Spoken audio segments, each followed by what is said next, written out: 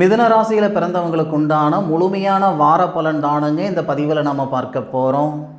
October மாதம் 26ஆம் தேதி ஞாயிற்றுக்கிழமையில் இருந்து நவம்பர் மாதம் 1ஆம் தேதி சனிக்கிழமை வரை இந்த பிரபஞ்சம் தரக்கூடிய அற்புதமான தருணத்தை பற்றி தானுங்க ஆதாரபூர்வமாக இந்த பதிவில் நம்ம பார்க்க போகிறோம். எதிர்பார்ப்புகள் இல்லாதவங்க யாருமே இல்லை. எல்லாருக்கும் எல்லா விதமான எதிர்பார்ப்புகள் இருந்தாலும் இந்த பிரபஞ்சம் ஏதாவது ஒரு நேரத்தில் தான் நம்மளுடைய எதிர்பார்ப்புகள் பூர்த்தி அடைய வைக்கும். மிதுன ராசியில் பிறந்த ஆணுக்கும் சரி பெண்ணுக்கும் சரி இந்த 7 நாட்கள் மிகப்பெரிய மாற்றத்தை கொடுக்கும். மிதுன ராசிகாரங்களுக்கு குரு பகவான் தொழில் ஸ்தானாதிபதியாக வருவார், திருமண ஸ்தானாதிபதியாக வருவார். குரு பகவான் மிதுன ராசிக்கு 2வது பாவகத்தில் அதிசாரத்தில் தன்னுடைய சுயசாரன் சொல்லக்கூடிய ஸ்ரீராமர் அவதரித்த நட்சத்திரம் புனர்பூச நட்சத்திரத்தில் இருந்து உங்களுடைய ராசிக்கு 6வது பாவகத்தில் இருக்கக்கூடிய உங்கள் ராசிநாதனை பார்க்கிறார். உங்கள் ராசிநாதனுக்கு சாரம் கொடுத்தவர் யாருன்னு பார்த்தீங்கன்னா தொழில் ஸ்தானத்தில் இருக்கக்கூடிய சனி பகவான். உங்கள் ராசிநாதன் புதனுடைய நெருங்கிய நண்பனான சனி பகவான் தான் உங்கள் ராசிநாதனுக்கு சாரம் கொடுத்துருக்காரு. சனி பகவானுடைய சாரத்தில் உங்கள் ராசிநாதன், குரு பகவானுடைய பார்வையில் உங்களுடைய ராசிநாதன். உழைப்புக்கு தகுந்த உயர்வை ஏற்படுத்த போகுது இந்த 7 நாட்கள். வாழ்க்கைக்கேற்ற வளர்ச்சி ஏற்படுத்த போகுது இந்த 7 நாட்கள். பொதுவாக சாதித்தவங்களாக இருக்கட்டும், சம்பாதிச்சவங்களாக இருக்கட்டும், ஜெயித்தவங்களாக இருக்கட்டும், உருப்பட்டவங்களாக இருக்கட்டும், 1000 பேர் 1,00,000 பேருக்கு வேலை கொடுக்கக்கூடிய நிறுவனத்தார்களாக இருக்கட்டும், இவங்க எல்லாருக்குமே இந்த பிரபஞ்சம் ஒரு சந்தர்ப்பம் கொடுத்துருக்கும் இல்லையா? அந்த சந்தர்ப்பம் கொடுத்ததுனால தானே அவங்க சாதிச்சிருந்திருப்பாங்க. அப்போது அவங்களுக்கு ஒரு தருணத்தில் சந்தர்ப்பத்தை ஏற்படுத்திய இந்த பிரபஞ்சம் அந்த மாதிரி ஒரு சந்தர்ப்பத்தை இந்த 7 நாட்களில் நிச்சயமாக உங்களுக்கு கொடுக்கும். அதில் மாற்று கருத்து இல்லை. ஆதாரம் இல்லாமல் சொல்லலைங்க. அனாவசியமாக உங்களுடைய நேரத்தை வீணாக்க நான் விரும்பலை. உங்கள் ராசிக்கு 2வது பாவகத்தில் இருக்கக்கூடிய குரு பகவானுடைய ஆதிக்கம் ரொம்ப சிறப்பாக இருக்குது. அதாவது சுபகிரகங்களுடைய தன்மை இந்த நாட்களில் ரொம்பவும் பிரமாதமாக இருக்குது. மிதுன ராசியில் பிறந்தவங்களுக்கு மட்டும்தான் தைரிய ஸ்தானாதிபதியாக சூரியன் வருவார். வேறு யாருக்குமே அந்த பிராப்தம் கிடையாது. தனஸ்தானாதிபதியாக சந்திரன் வருவார். தைரிய ஸ்தானாதிபதினு சொல்லக்கூடிய சூரியன் மிதுன ராசிக்கு 5வது பாவகத்தில் பூர்வ புண்ணிய ஸ்தானத்தில், உங்களுடைய ராசிக்கு 11வது பாவகத்தை பார்க்கிறார் சூரியன், தைரிய ஸ்தானாதிபதி. அப்போ அந்த தைரிய ஸ்தானாதிபதிக்கு சாரம் கொடுத்தவர் ராகு. அந்த ராகு உங்கள் ராசிக்கு 9வது பாவகத்தில், 9வது பாவகத்தில் இருக்கக்கூடிய ராகு குரு பகவானுடைய சாரம். குபேரர் அவதரித்த நட்சத்திரம் சொல்லக்கூடிய புரட்டாதி நட்சத்திரம் முதல் பாதம் 321 டிகிரி. இது எல்லாமே நமக்கு சாதகமாக இருக்குதுங்க. என்னைக்கோ நீங்கள் செய்த ஒரு உதவி, யாருக்கோ எப்போவோ நீங்கள் செய்த உதவி இந்த நேரத்தில் உங்களுக்கு 10 மடங்காக இந்த பிரபஞ்சம் மீண்டும் அற்புதமான ஒரு தருணத்தை ஏற்படுத்தி கொடுக்கும்.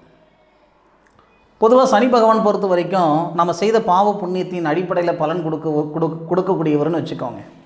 தொழில் ஸ்தானத்தில் இருக்கிறவர் தொழில் ஸ்தானாதிபதியோடைய சாரம் வாங்குறாரு, தொழில் ஸ்தானாதிபதியோடைய நட்சத்திரமும் வாங்குறாரு, பார்வையும் வாங்குறாரு. அப்போ உங்கள் ராசிக்கு 4வது பாவகத்தை பார்க்கிறாருல்ல, 4வது பாவகத்தில் புத்திர ஸ்தானாதிபதி, பூர்வீக ஸ்தானாதிபதி, இந்த அமைப்பும் சாதகமாக இருக்குது. இதனால் மிதுன ராசிகாரங்களுக்கு தொழில் ஸ்தானத்தில் மாற்றங்களை கொடுக்கும். தொழில் ஸ்தானத்தில் இருக்கக்கூடிய பிரச்சனைகளை சரிப்படுத்தும். நான் மண் மனை சம்மந்தப்பட்ட தொழில் செய்துக்கிட்டு இருக்கிறேனுங்க, ரியல் எஸ்டேட் செய்துக்கிட்டு இருக்கிறேனுங்க, உணவு சம்மந்தப்பட்ட தொழில் செய்துக்கிட்டு இருக்கிறேனுங்க, இல்லை ஒரு கன்ஸ்ட்ரக்ஷன் செய்துக்கிட்டு இருக்கிறேங்க, சுய தொழில் செய்துக்கிட்டு இருக்கிற மிதுன ராசி நண்பர்களுக்கு இந்த 7 நாள் இந்த பிரபஞ்சம் தரக்கூடிய அற்புதமான ஒரு மாற்றம். தொழிலில் இருக்கக்கூடிய சங்கடங்கள் முழுமையாக சரியாகும். 2வது தொழில் ஸ்தானாதிபதி 2வது பாவகத்தில் இருக்கிறாரே, தனஸ்தானத்தில் இருக்கிறாரே, தன ரீதியாக இருக்கக்கூடிய சங்கடங்கள் சரியாகும். கொடுத்த பணத்துக்கு ஒரு போகும் வழி வரும். வாங்கின பணத்தை கட்டுறதுக்கான ஒரு பிராப்தத்தை கொடுக்கும். அப்போ பொருளாதார ரீதியாக இருக்கிற சங்கடங்கள் முழுமையாக சரியாகிறதுக்கான வாய்ப்புகளை கொடுக்கும். நேற்று கூட பேப்பரில் சென்னையில் ஒரு குடும்பத்தார் கடன் தொல்லையால் தற்கொலை பண்ணிக்கிட்டாங்கன்ற மாதிரி ஒரு செய்தி பத்திரிகையில் வந்தது. நான் எல்லாருக்கும் சொல்கிறது என்னென்னாங்க, ஒரு நிமிஷம் சிந்திச்சு பார்த்தீங்கன்னா 10 லட்ச ரூபா கடனாக இருக்கட்டும், 10 கோடி ரூபாய் கடனாக இருக்கட்டும், 100 கோடி ரூபாய் கடனாக இருக்கட்டும், 100 கோடி ரூபாய் கடனை வாங்கக்கூடிய அளவுக்கு தகுதியை கொடுத்த இந்த பிரபஞ்சம் அந்த கடனை திருப்பி கட்டுறதுக்கான தகுதி தராமலேயே போயிடும். என்ன நமக்கு பொறுமை இல்லை, நம்மளால் முடியாதுன்ட்டு நாமளாக முடிவு பண்ணிக்கிறோம். நம்மளால் முடியாதுன்னா 100 கோடி ரூபாய் கடன் ஆகியிருந்திருக்காதே, 10 கோடி ரூபாய் கடன் ஆகியிருந்திருக்காதே. அப்போ கடனை கொடுத்த இந்த பிரபஞ்சம் கடனை சரிப்படுத்துறதுக்கான நாட்களை தரும் இல்லை. தயவு செய்து உங்களை தாழ்மையாக கேட்டுக்கிறேனுங்க, தப்பான முடிவுக்கு தயவு செய்து போகாதீங்க. கொஞ்சம் சிந்திச்சு செயல்படுங்க.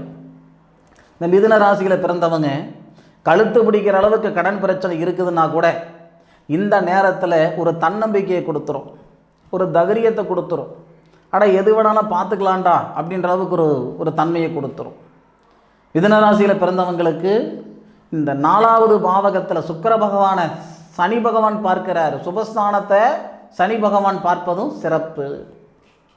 சுபஸ்தானாதிபதி உங்கள் ராசியாதிபதினு சொல்லக்கூடிய புதனுக்கு சனி பகவான் தானே சாரமும் கொடுத்துருக்காரு. இது எல்லாமே நமக்கு பிரமாதமாக இருக்குது. மெயினாக ஒரு விஷயம் புரிஞ்சுக்கோங்க, தயவு செய்து வாங்கின பணத்தை கட்டுறதுக்கு நீங்கள் லாக்கிப்படுவீங்களே தவிர கொடுத்த பணம் வாங்கிறதுக்கு நீங்கள் லாக்கிப்படவே மாட்டீங்க. கடன் கொடுக்கறதுன்றது வேண்டாம், அதுக்கும் கடனே கொடுக்க வேண்டாம் அப்படின்னு நான் சொல்ல வரல. ஒருத்தர் 10 லட்ச ரூபாய் கேட்குறாரா, ஒரு 10,000 ரூபாய் கொடுத்துவிட்டு ஐயா இது மீண்டும் எனக்கு கொடுக்கக்கூட வேண்டாம், 10 லட்ச ரூபாய் கொடுக்கக்கூடிய தகுதி எனக்கு இல்லை, இந்த 10,000 ரூபாய் வச்சுக்கோங்கன்னு சொல்லி போயிட்டீங்கன்னா அந்த 10,000 ரூபாயோடு போயிடும். கொடுத்த பணம் வாங்குறதுக்கு மிதுன ராசியில் பிறந்தவங்க லாக்கிப்பட மாட்டாங்க. பூர்வீகத்தில் இருந்தாலும் ஜெயிக்க முடியாது, அடுத்தவங்க கிட்ட போய் வேலை பார்த்துக்கிட்டு இருந்தாலும் ஜெயிக்க முடியாது. பூர்வீகத்திலேருந்து வெளியேறதுக்கான வாய்ப்புகள் இந்த நேரத்தில் வரும், பண்ணிக்கோங்க. சுய தொழில் செய்கிறதுக்கான சந்தர்ப்பம் இந்த நேரத்தில் வரும், பயன்படுத்திக்கோங்க. நவம்பர் மாதம் 1ஆம் தேதிக்குள்ளார மிதுன ராசியில் பிறந்தவங்களுக்கு நிச்சயமாக ஏகப்பட்ட மாற்றங்கள் இந்த பிரபஞ்சம் தரும்ன்றதில் எந்த விதமான மாற்று கருத்தும் கிடையாது. அனுபவித்து சொல்லுங்கள். மிதுனராசி நண்பர்கள் அடுத்த லெவலுக்கு போகிறதுக்கான சந்தர்ப்பத்தை இந்த பிரபஞ்சம் கொடுத்துதா கொடுக்கலையான்றதை அனுபவித்து சொல்லுங்கள். இந்த பதிவு மிதுனராசியில் பிறந்தவங்களுக்கு பயனுள்ளதாக இருக்கும் நான் மனசார நம்புகிறேன். அதுபோக உங்களுடைய சுய ஜாதகத்தை பார்க்கணுன்ற எண்ணங்கள் இருந்தால் வாட்ஸ்அப்பில் உங்களுடைய சாதகத்தை அனுப்புங்க, துல்லியமாக பலனை பார்த்து தரணுங்க. மீண்டும் அடுத்த ஒரு அற்புதமான தருணத்தில் மிதுனராசியில் பிறந்த உங்களை சந்திக்கும் வரை உங்களிடமிருந்து விடைபெறுவது உங்கள் வீட்டு ஜோதிட நண்பனான மா காளிதாஸ் மணிகண்டன். திருச்சிற்றம்பலம். வாழ்க வையகம், வாழ்க வளமுடன்.